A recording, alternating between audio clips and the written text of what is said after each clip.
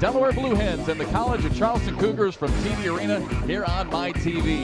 And with that, we welcome you down to the court alongside Hall of Fame head coach. There he is down there, John Kress, and Danny Johnson, former all-conference guard here at the College of Charleston. I'm Jeff McCarriger. Danny, we'll start with you. Both these teams obviously have struggled to start the season and both trying to get back in the win column here tonight. Yeah, that's right. Both teams are in similar positions. 0-3 right now. They want to get in the win column. They don't want to fall too far down in the standings, so right now everybody's on deck. Coaching staff, starters, reserves, the water boy. Everybody has to contribute today to get that first win. All right, Coach, let's get to our key players to watch here tonight. Brought to you 8 games. Now over the 500 mark in CAA play. Canyon Berry makes it a 3-0 lead here early for Charleston. And that's a good sign for the Cougars. Anytime he puts it on the deck and uses that 6'6" frame, a lot of good things happen. Yeah, these guys are really talented. Damian Lee, I had some scouts I know personally said he could possibly play at the next level, so look for him to be aggressive. Foul underneath will go again. He had the unenviable task just 2 nights ago to guard Marcus Thornton, another one of the top scorers in the conference. And that's going to be his role, Jeff. That's going to be his role all season long. Whoever the best perimeter player is, they're definitely going to put Cameron Johnson on. Back around to the left side. Allen will run her in the lane, no good. 3.5 minutes in, and Drexel still looking for their first field goal. They've started 0 for 4. And every shot has been contested. And that's one thing we talked about the other night on our broadcast. You want to contest every shot. If they make it with a hand up, you live with it. Through the miss, Gilmore had the offensive rebound, but it's stripped away. Boy, Mohamed Ba is a real physical player for Drexel. 6'9", about 230. Yeah, they represent Bruiser Flynn. I had the opportunity of playing against him when he was coaching UMass, and other teams are gritty and tough, Jeff.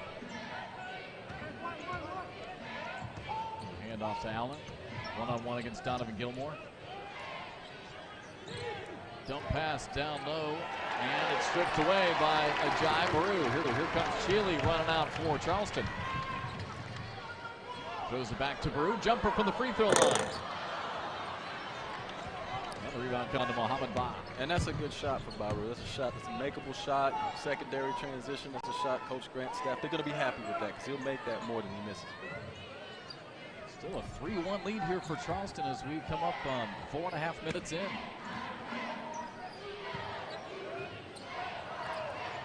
Trying to go underneath to Williams. Knocked away, but Mohamed Ba able to come with it.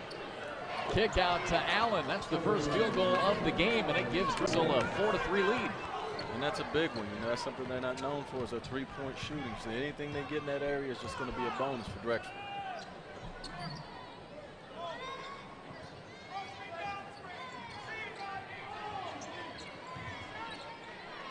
Here's Canyon Berry. Big game of the night against William and Mary. Nice pass underneath to Ajay. Little jump stop. Didn't quite have enough legs to convert, and here comes Drexel now back the other way.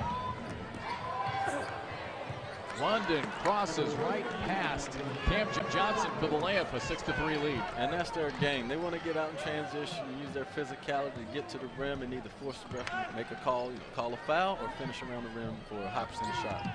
So after a cold start now, back-to-back buckets for the Dragons and a 3. College of Charleston 7-17 on the other, 2-9 in conference play. They snapped a 5-game losing streak with a win the other night. A big win over first-place William and Mary here in the conference, 80-72. Meanwhile, for Drexel, guys, they got to a really slow start this year. They started the season 2-11, including 0-2 in conference play, but since then they played really well. They've won 4 straight now, too. Yeah, we know the cardinal rule of basketball. It's not how you start, it's how you finish. So they got a 4-game winning streak. They want to come in here and try to make it 5. So the Cougars have to be aware of that. They're coming in, we're going to settle down and play their game. Tavon Allen with a 3-pointer. Now a 2-pointer.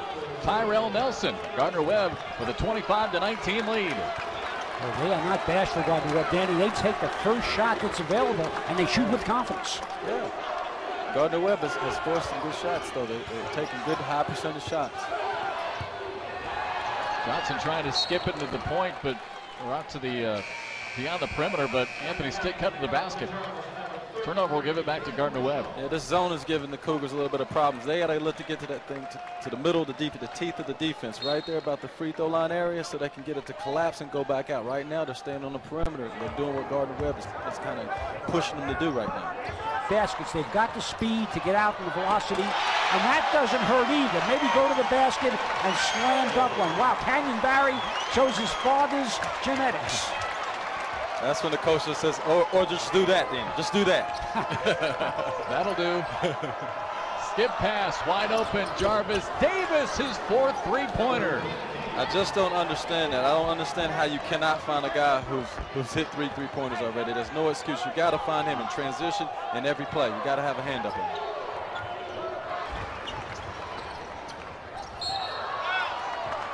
Foul on Harold McBride. Free throws now coming up for Cam Johnson. Right now, both teams are shooting 50% from the free throw line. That's one area that coaches expect you to do. That's just practice with yourself every day. It's just concentration, getting up there and making the free throws. I mean, you're going to get opportunities there. You don't leave those points off the board. You got to convert. Cam Johnson, the freshman, out of Athens, Georgia, Clark Central High School.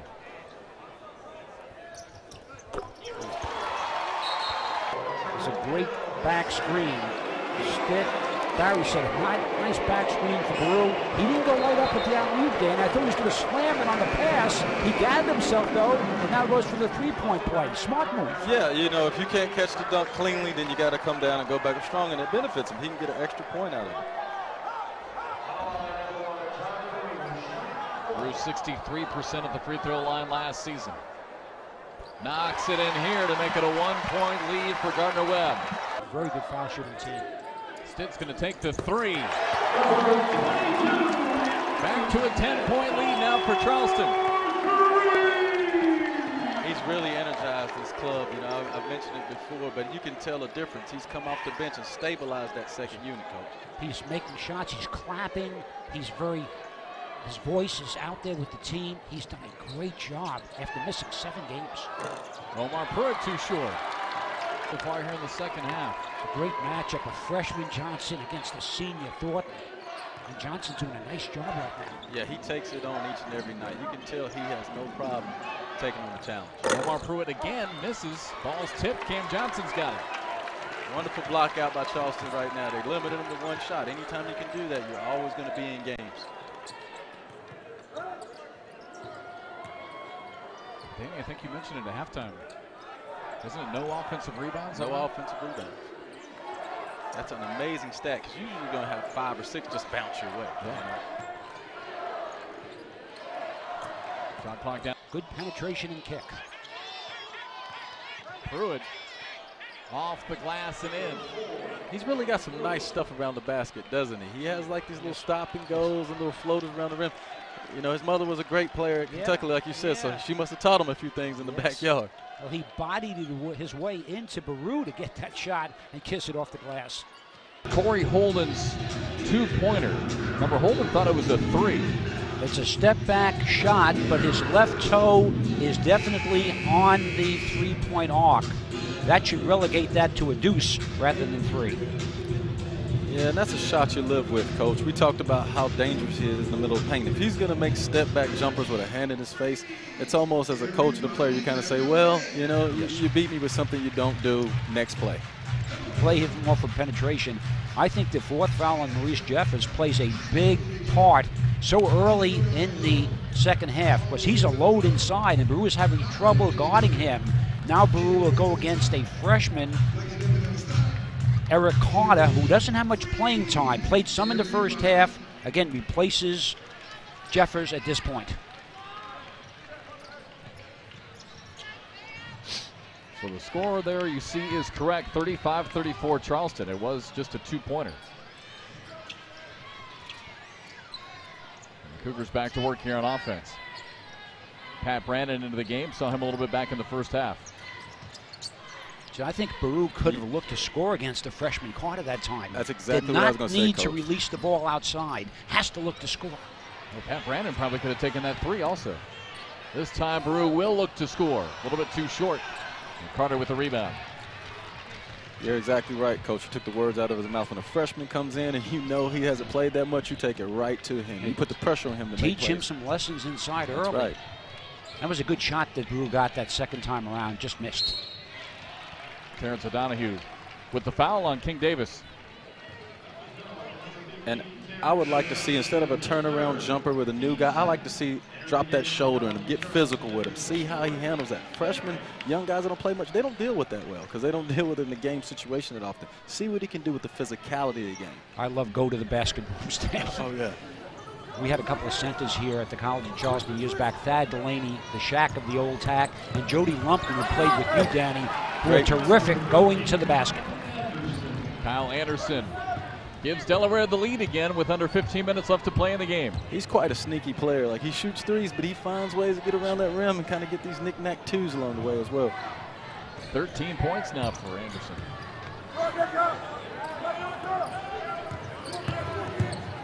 Very little runner, too short.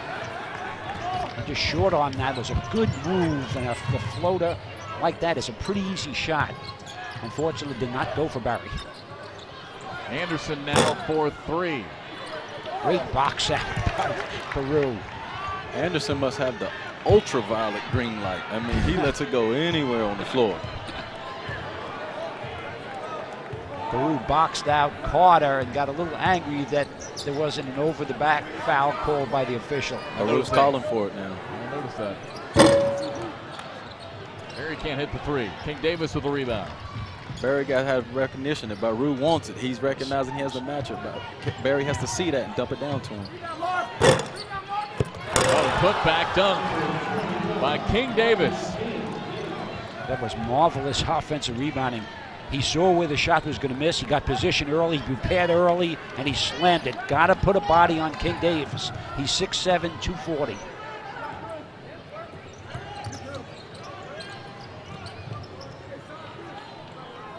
Coach Healy saying something to Baru. No good on the 3. Rebound down to Delaware. Pat Brown almost able to rip it away from Anderson. And that's what he's in the game to do. Scrap, fight. He's not going to get a lot of minutes, but while he's in there, just try to cause havoc. And he's guarding Corey Holden, a tremendous explosive player who dribbles through crowds. And now the kick out. Hayes no good. Carter with the putback and a foul underneath. Brandon just got caught on the switch down there and kind of lost his footing. Here is the miss by Delaware and where King Davis came from and how he finished this. Holden misses the shot, and he goes up with 2 hands. A sure shot. Again, Holden kicking here to Hayes, and now this was the second replay and the finish by Carter on the miss by Hayes from the corner. So 2 big baskets for Delaware, both inside. All hustle plays. Both hustle plays. Aggressive hustle plays. Cougars have to check out. 5-point lead now for Delaware. Cougars can't get hesitant. Must play with confidence. Must still run their offense through Baru. This now ties the largest lead of the game either way. Cougars are getting a little stagnant on offense the last 4 or 5 possessions. They have to get a little cleaner with their plays. Yes, and Pierre is in there for Baru, so my mistake as far as going through Baru, but Pierre is still a big guy also inside. Here we go with Joe Chile picking up another driving foul. He might by himself put him in the penalty.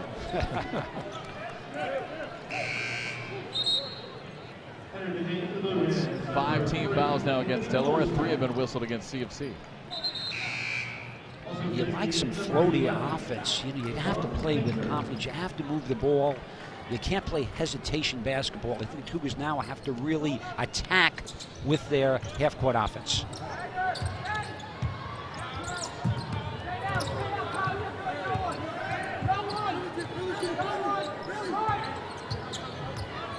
Kane gets help from Glenn Pierre, who rolled to the basket, was actually open. They just didn't get it to him. And that's sometimes to play Charleston's mission, is that guy rolling to the basket. Shealy now has it knocked away. Pinkert comes up with it for the Blue Hens. Anderson left open for 3 and banks it in as Delaware takes an 8-point lead. This is a tough period for the Cougars. They've got to stop the momentum somehow, some way, because they're putting themselves in a bad position here early in the second half. They don't get anything here, they're going to, I'm sure Coach Grant's going to call timeout next possession.